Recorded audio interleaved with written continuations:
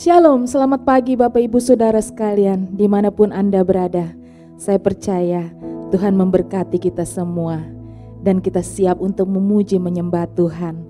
Haleluya, mari siapkan hati kita untuk menerima berkat Tuhan melalui pada pagi hari ini. Firman Tuhan yang akan disampaikan, pujian yang dinaikkan. Saya percaya Tuhan akan bekerja di tengah-tengah kita. Mari kita berdoa bersama-sama. Haleluya. Bapa kami di dalam surga, terpujilah Engkau ya Tuhan. Kami mengasihi Engkau ya Tuhan. Kami memuji mau meninggikan Engkau ya Tuhan. Kami percaya Engkau ada di tengah-tengah kami. Dan Roh Kudus-Mu siap untuk bekerja di tengah-tengah kami.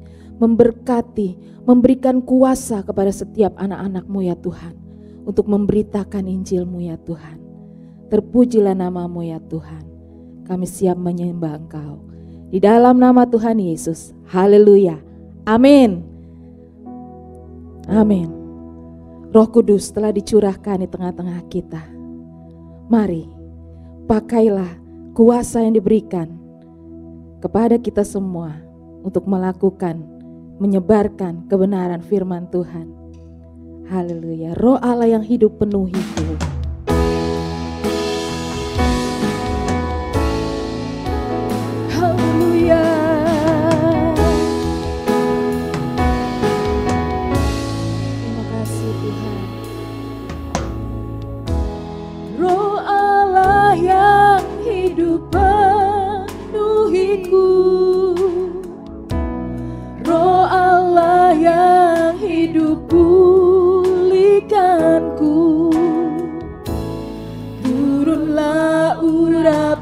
Ke atasku,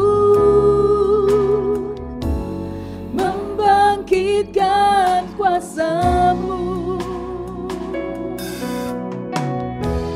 Roh Allah yang hidup penuhiku, Roh Allah yang hidup pulihkanku. Turunlah urapan ke atasku, membangkitkan kuasa-Mu, membebaskan hidup yang terbelenggu, memulihkan hati mereka yang terluka, serta menjulihkan mata yang buta. Jadikan hidupku Allahku dipenuhi urapan baru, menyatakan kebesaran kuasa-Mu.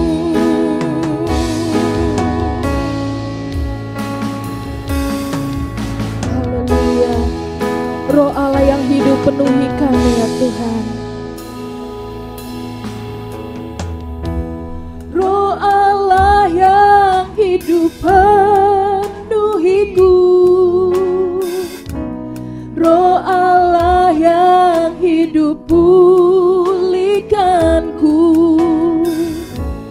Turunlah urapan ke atasku,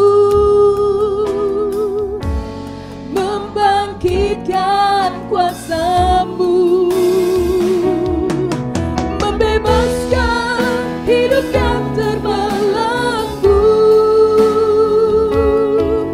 memulihkan hati mereka yang terluka, serta menjulihkan mata yang buta. Jadikan hidupku Allahku dipenuhi urapan baru, menyatakan kebesaran kuasa-Mu. Membebaskan hidup yang terbelenggu, memulihkan hati mereka yang terluka, serta menjulihkan mata yang buta.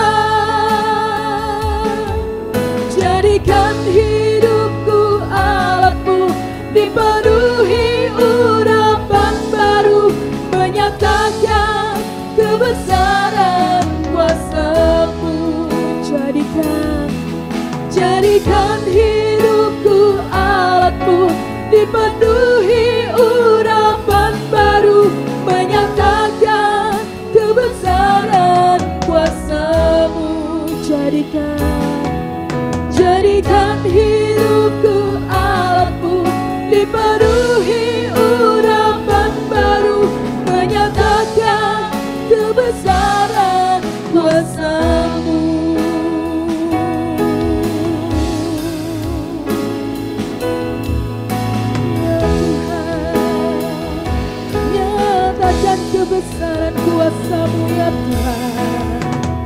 Haleluya.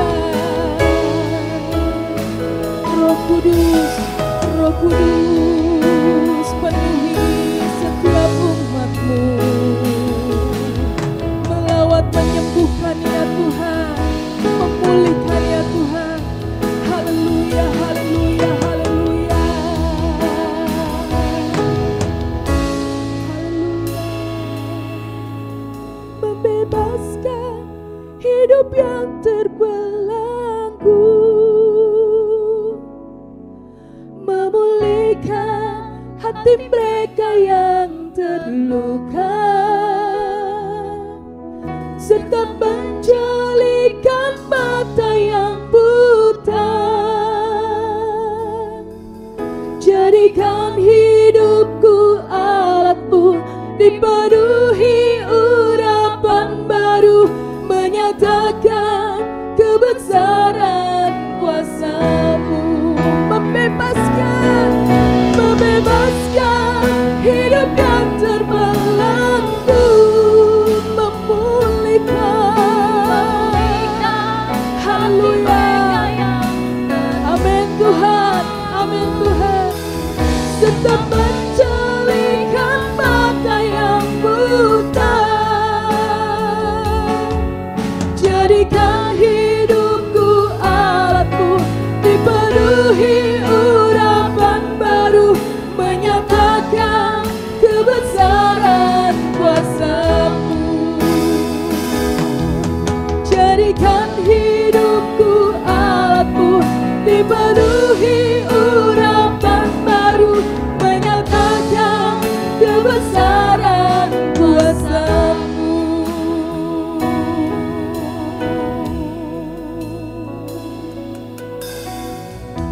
Haleluya. Berfirman-Lah ya Tuhan, kami siap untuk mendengarkan dan melakukannya. Di dalam nama Tuhan Yesus, haleluya. Amin.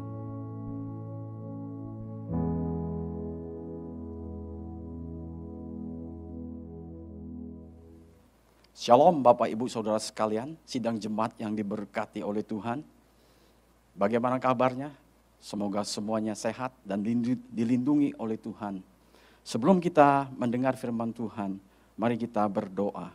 Tuhan Yesus, kami mohon melewat Roh-Mu yang kudus, mengurapi, memberkati firman-Mu, dan menjamah setiap kami yang mendengarkannya, supaya firman-Mu hidup, bertumbuh, dan berbuah di hati kami. Di dalam nama Yesus kami berdoa. Bapak Ibu Saudara sekalian, pada bulan Juni dan Juli ini, Gereja Karismatik City Church membahas mengenai kitab Kisah Para Rasul yang difokuskan kepada gereja. Nah, pada minggu kedua di bulan Juni ini, kita membahas satu topik atau judul Petrus menyembuhkan orang lumpuh. Terambil dalam Kisah Para Rasul pasal yang ketiga sampai Kisah Para Rasul pasal 4 ayat 1 sampai yang ke-22.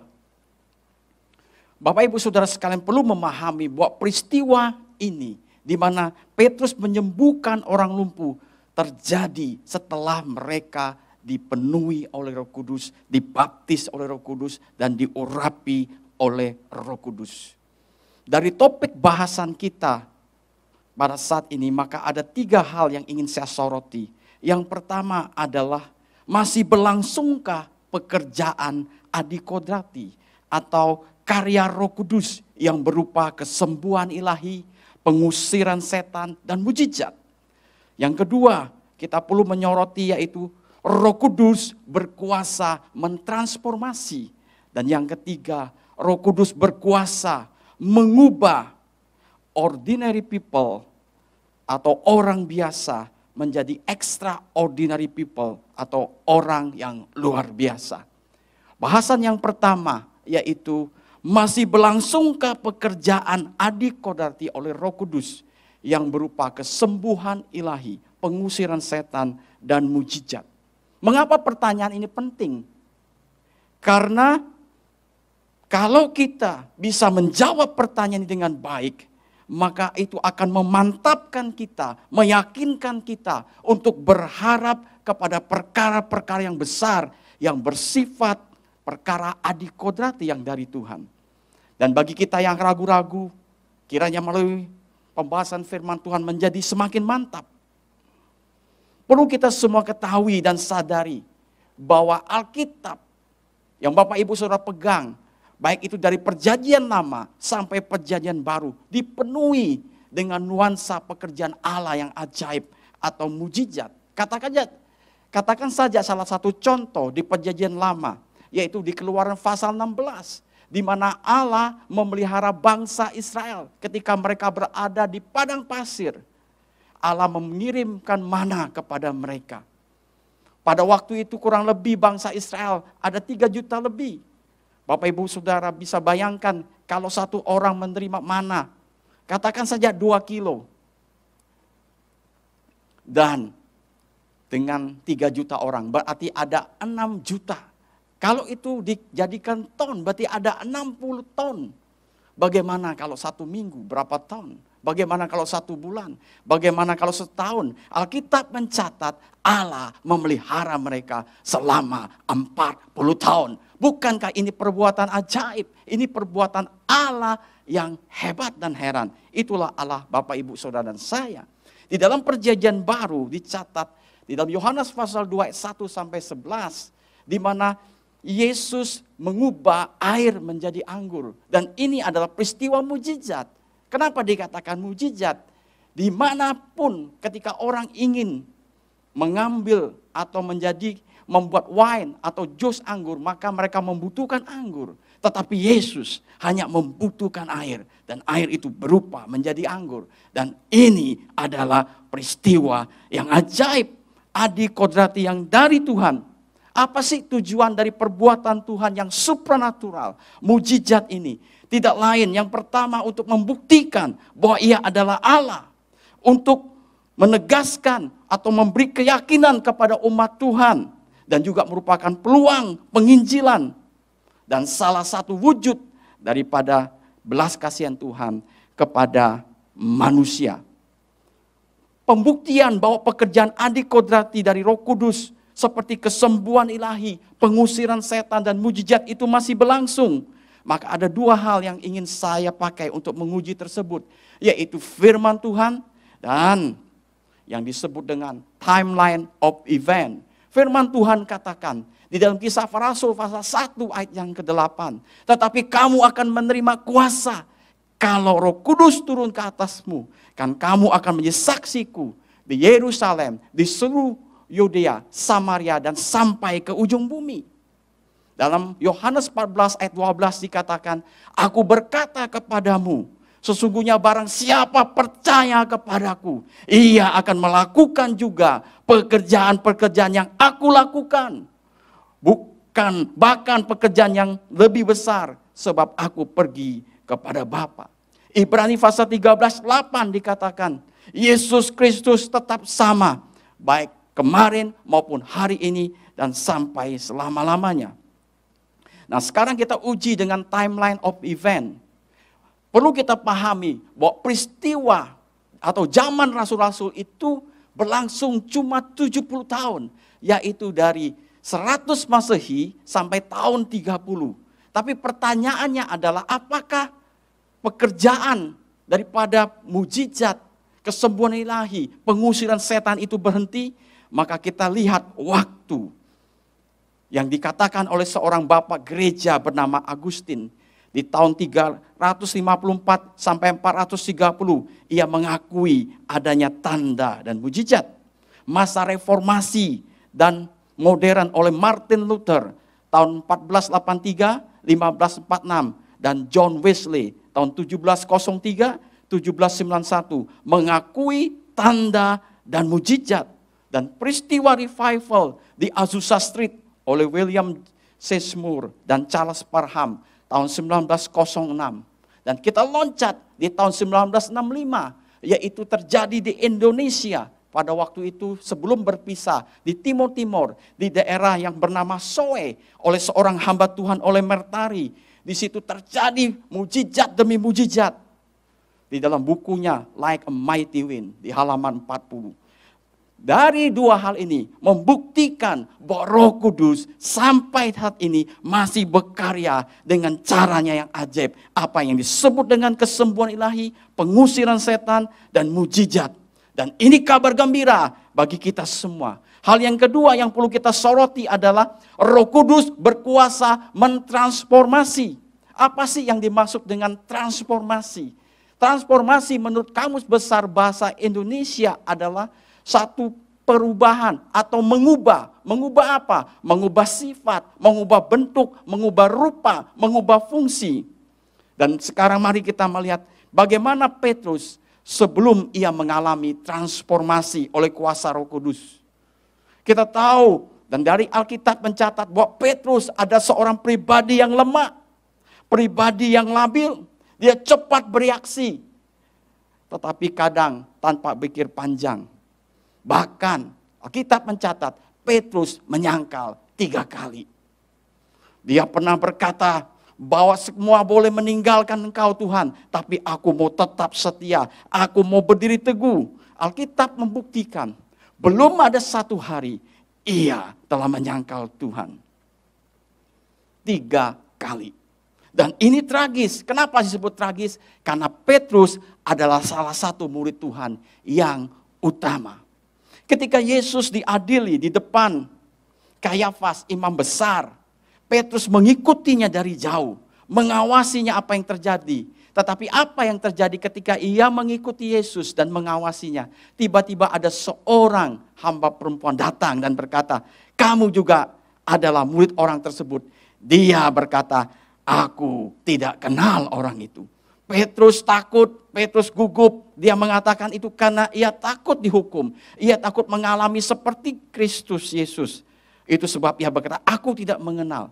Sayang, penyangkalan Kristus, penyangkalan Petrus, dia berpikir dia lolos. Tetapi datang lagi yang lain berkata, kamu juga bagian daripada orang itu. Sekarang Petrus mengungkapkan satu dusta yang kedua.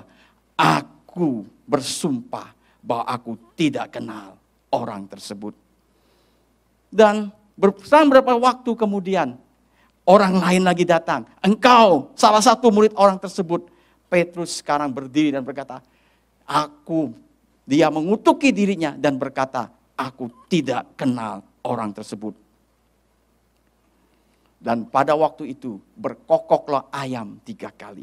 Ketika ayam berkokok 3 kali, sadar Petrus bahwa ia atau dirinya tidak layak dikasih oleh Tuhan.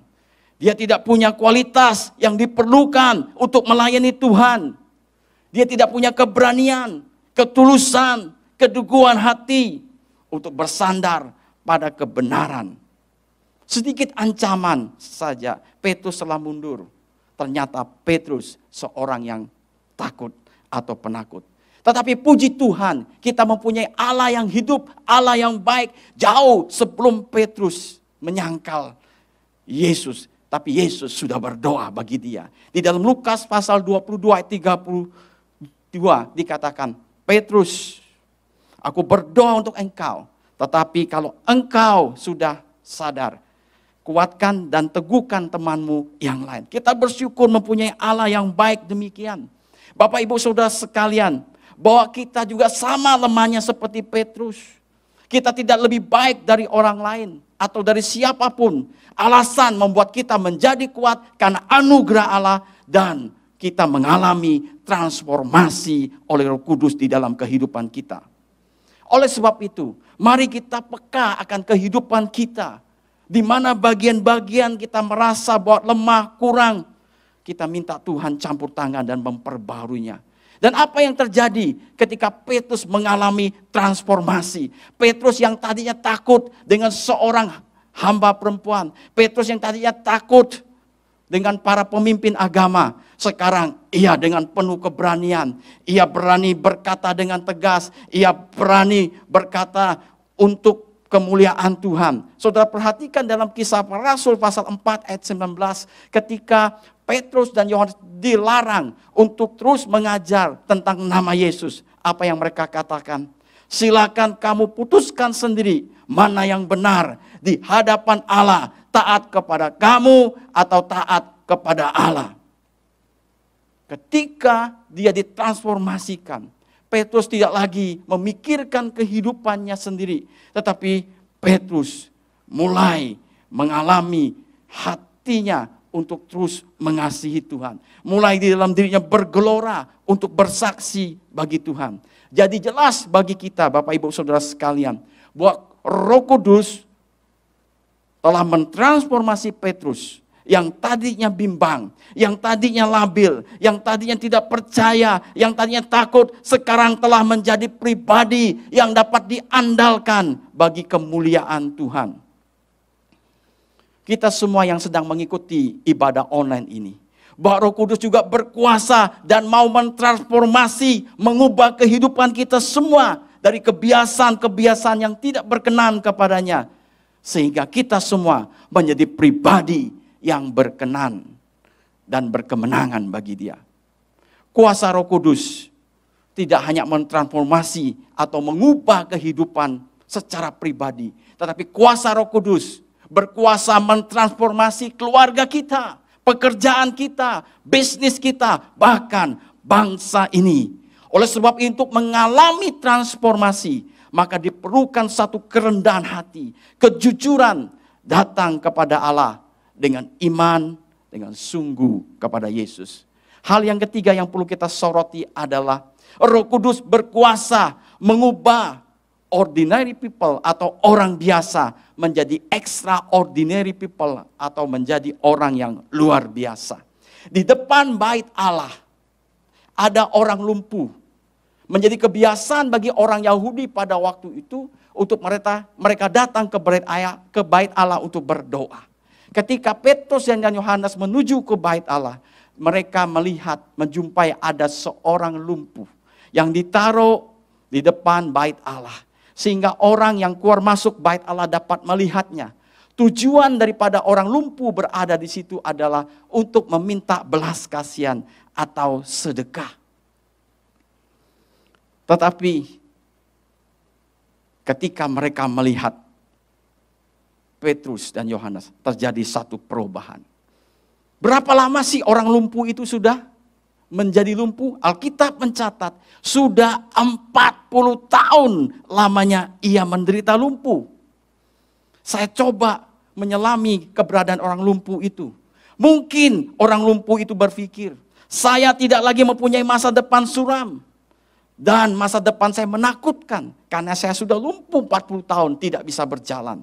Mungkin juga orang lumpuh itu berpikir, saya tidak akan memiliki satu kehidupan normal, yaitu memiliki istri dan anak karena aku lumpuh.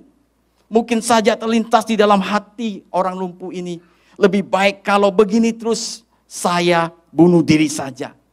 Atau mungkin saja terlintas di dalam diri orang lumpuh ini, Allah mana yang bisa menolong saya? Ketika Petrus dan Yohanes melihat dia dan mereka bertatapan, Petrus berkata, emas dan perak aku tidak punya, tetapi apa yang kupunya kuberikan kepadamu. Di dalam nama Yesus berjalanlah. Bapak Ibu Saudara sekalian, 40 tahun itu bicara waktu. Tetapi melalui cerita ini, Alkitab memberi terang benderang bahwa Roh Kudus berkuasa atas waktu. Haleluya. Dan ia bekerja berdasarkan waktu. Agendanya Allah, rancangannya Allah. Maka itu di dalam Pengkhotbah pasal 3 ayat 1 dikatakan, untuk segala sesuatu di bawah kolong langit ini ada waktunya. Kalau pertanyaan orang lumpuh itu juga merupakan pertanyaan Bapak Ibu Saudara sekalian. Bagaimana masa depan saya? Masa depan saya nampaknya akan suram dan menakutkan. Mungkin juga saudara bertanya seperti orang lumpuh ini atau berpikir, bagaimana saya dapat hidup normal? Bagaimana dengan keadaan ini? Lebih baik saya bunuh diri saja. Atau Bapak Ibu berkata lagi, Allah mana yang bisa menolong persoalan saya? Saya mau kasih tahu, adalah kabar gembira bahwa Roh Kudus sanggup tolong kita semua. Haleluya. Oleh sebab itu, sebagai orang percaya, mari kita memegang kuat-kuat apa yang telah Tuhan janjikan di dalam firman Tuhan. Saya bacakan ayatnya dalam Bilangan pasal 23 ayat 19. Allah bukanlah manusia sehingga ia berdusta, bukan anak manusia sehingga ia menyesal. Masakan ia berfirman dan tidak melakukannya, atau berbicara tidak menepatinya. Allah kita adalah Allah yang menepati janjinya. Nasihat saya bagi kita semua, di tengah-tengah masa yang sulit, tetaplah taat dan tetap percaya kepada Tuhan. Dan milikilah satu konsep, satu pemikiran dalam hati kita masing-masing, bahwa tidak ada persoalan di muka bumi ini yang kekal. Hanya satu, yaitu kebenaran firman Tuhan. Setelah kita melihat siapakah Petrus ini, sehingga ia begitu berani dan berkata kepada orang lumpuh itu, bangun dan berjalanlah. Petrus ada rupanya, dia hanya seorang nelayan biasa. Dikatakan juga ia tidak orang terpelajar, tetapi Roh Kudus telah mengubah dia menjadi orang biasa, menjadi orang yang luar biasa. Orang yang ordinary people menjadi extraordinary people karena kuasa Roh Kudus. Dan saya percaya Bapak Ibu Saudara sekalian, bahwa Allah tidak hanya ingin mentransformasi atau mengubah daripada Petrus, tapi kita semua. Pertanyaannya adalah, apakah saudara mau dipakai oleh Roh Kudus dari ordinary person menuju extraordinary person, atau menjadi orang biasa menjadi orang yang luar biasa? Kalau kita punya saya mau, maka hal yang perlu kita perhatikan adalah milikilah kerinduan untuk dipakai oleh Roh Kudus. Miliki kerinduan itu yang dalam hati kita. Langkah selanjutnya, responi kerinduanmu itu, yaitu dengan membawanya kepada Tuhan di dalam doa. Kenapa demikian? Ketika Allah memberi janjinya kepada para murid pada waktu itu, bahwa mereka akan dipelengkapi dengan kuasa Roh Kudus, mereka tidak berdiam, mereka meresponi apa yang telah Tuhan janjikan itu dengan pergi ke loteng Yerusalem, yaitu mereka berdoa. Dan mereka berdoa, mereka tidak tahu kapan Roh Kudus akan turun, tapi mereka cuma tahu bahwa janji Tuhan yang telah diucapkannya pasti digenapi. Itu mereka berdoa, dan mereka berdoa, dan mereka berdoa, dan Roh Kudus turun ke atas mereka secara tiba-tiba. Demikianlah Bapak Ibu Saudara sekalian, kalau kita ingin, haleluya, diubahkan, dibawa dari orang biasa menjadi orang luar biasa, miliki kerinduan akan Roh Kudus memakai saudara, dan bawa itu di dalam doa, dan tenggelamkan diri saudara di dalam firman Tuhan, sampai firman itu menguasai seluruh kehidupan saudara. Ketika berpikir, ketika bertindak, maka Bapak Ibu akan melihat satu perubahan yang radikal pasti terjadi karena pekerjaan Allah dalam kehidupan Bapak Ibu Saudara sekalian. Oleh sebab itu, Allah telah mengutuskan Roh-Nya bagi gerejanya, di mana kuasa Roh Kudus mampu sekali lagi mentransformasi, mengubah setiap kita, setiap bagian kehidupan kita, karena Dia adalah Roh Allah yang berkuasa. Kuasa Roh Kudus berkuasa untuk membawa kita perubahan dari orang biasa menjadi orang yang luar biasa. Dan saya percaya firman Tuhan ini akan bekerja kepada diri kita semua kalau kita membuka hati dan meresponnya. Tetapi ingatlah, ketika pekerjaan Roh Kudus itu bekerja dalam hidupmu, pasti ada kekaguman, pasti ada sesuatu yang luar biasa. Ingat, semua kemuliaan harus engkau kembalikan bagi Dia. Kiranya Bapak Ibu Saudara sekalian, melalui renungan yang singkat ini, engkau dibangunkan kembali kegairahan untuk mencari, untuk merindukan kepada Allah Roh Kudus bekerja di dalam kehidupanmu. Sebelum kita berdoa, saya mau mengajak kita semua yang ada, yang saat ini sedang mengikuti ibadah online. Jikalau engkau sedang sakit, saya tidak tahu berapa lama waktumu, Tapi tadi kita sudah melihat 40 tahun orang tersebut sakit. Roh Kudus berkuasa atas waktu dan dia sembuh. Kalau engkau percaya, dimanapun engkau saat ini, kalau engkau sakit, tumpangkan tanganmu pada bagian yang sakit. Kita percaya bahwa Roh Kudus akan jamah dan pulihkan. Yang kedua, jikalau engkau bingung akan pekerjaanmu, karena tempat di mana engkau bekerja, kantor tempat engkau bekerja telah tutup, tidak lagi beroperasi, sehingga engkau bingung bagaimana nasibku, keluarga dan anakku. Kita percaya Roh Kudus akan tolong engkau, akan memberi kepadamu hikmat untuk engkau bergerak dan melangkah. Mungkin yang lain lagi berkata, dengan keadaan situasi ini, engkau sudah penuh dalam pikiranmu, engkau tidak tahu lagi untuk melangkah, maka terbersat dalam pikirmu, lebih baik aku bunuh diri saja. Saya mau kasih tahu, Roh Kudus mengasihimu. Dan Roh Kudus dapat menghentikan itu kalau engkau percaya kepada Dia. Atau yang lain berkata, Allah mana yang bisa tolong saya? Kalau ada Allah yang bisa tolong persoalan saya, maka saya mau ikuti Dia. Engkau buka hati. Kalau engkau bukan orang percaya, bukan orang Kristen maksud saya, cukup engkau berkata, Yesus aku percaya. Allah akan tolong engkau. Mari kita berdoa, Bapak Ibu Saudara sekalian. Tuhan Yesus, Engkau yang kenal setiap mereka yang mendengarkan firman-Mu yang luar biasa ini. Engkau yang mengenal hati dan keberadaan mereka. Kami semua telah mendengar Tuhan bahwa Engkau Allah Roh Kudus berkuasa atas waktu. Dan saat ini kami berdoa bagi mereka yang sakit. Mungkin sudah setahun, 2 tahun, 3 tahun, apapun nama penyakitnya. Kami berdoa di dalam nama Yesus. Kuasa kesembuhan mengalir atas tubuh yang sakit itu. Di dalam nama Yesus. Kami juga berdoa bagi mereka yang bingung akan pekerjaannya. Roh Kudus turun atas mereka. Berilah mereka hikmat-Mu mengalir. Sehingga mereka dapat menentukan arah dan pilihan mereka. Pimpinlah mereka di dalam nama Yesus. Dan kami berdoa bagi mereka yang berniat bunuh diri oleh sebab pergumulan hidup yang begitu berat.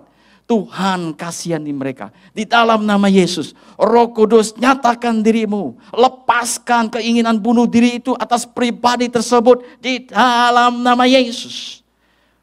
Bapa, terima kasih. Berkati anugerah-Mu atas mereka. Dan kami juga berdoa bagi mereka yang saat ini mungkin mereka belum mengenal Engkau Tuhan. Mereka sedang mencari Allah mana yang bisa tolong pergumulan mereka. Tuhan ketika mereka memanggil nama-Mu, hampiri dia di dalam nama Yesus. Dan nyatakan kuasa-Mu demi nama Yesus. Karena salah satu tanda mujizat-Mu Tuhan merupakan sarana untuk pemberitaan Injil. Kami berdoa dan hamba berdoa di dalam nama Yesus. Kuasa Allah turun atas pribadi tersebut. Di dalam nama Yesus. Bapa, terima kasih. Terima kasih. Terima kasih Tuhan Yesus. Kami bersyukur kepadamu ya Tuhan. Untuk Engkau yang baik. Kami bersyukur kepadamu Tuhan untuk pertolonganmu. Kami bersyukur Tuhan untuk pekerjaanmu atas mereka yang membutuhkan uluran tangan kasih-Mu. Dan kami percaya Engkau sedang bekerja. Bahkan sudah terjadi sesuatu yang luar biasa di dalam nama Yesus. Bapa, terima kasih. Biar Engkau terus memelihara orang-orang percaya, umat-Mu dimanapun mereka berada saat ini. Untuk mereka tetap kuat, yakin kepada Engkau. Untuk mereka tidak bimbang, untuk mereka tetap teguh bahwa Engkau Allah terus bekerja dengan cara-Mu. Terima kasih Tuhan Yesus, terima kasih. Segala pujian hanya bagi Engkau. Bapak Ibu Saudara sekalian, sebelum kita mengakhiri ibadah ini, terimalah berkat Tuhan ini. Anugerah dari Bapa yang kekal. Dan kasih dari Kristus yang sempurna. Serta persekutuan dengan Roh Kudus. Melingkupi kita semua. Mulai hari ini dan sampai selama-lamanya. Tuhan Yesus memberkati. Haleluya. Amin.